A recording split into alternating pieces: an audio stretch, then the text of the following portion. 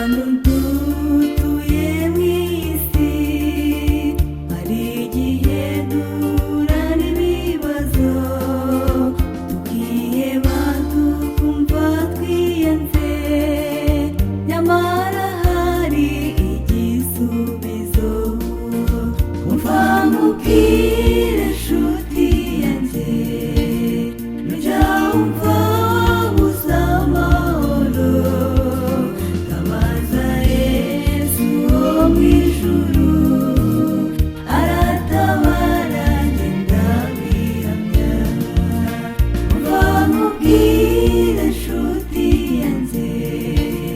nujya wumva wabuze amahoro tabaza Yesu wo mu ijuru aratabara genda wihamya ukajye wiheba kuko Yesu ariho niba uzi ingorane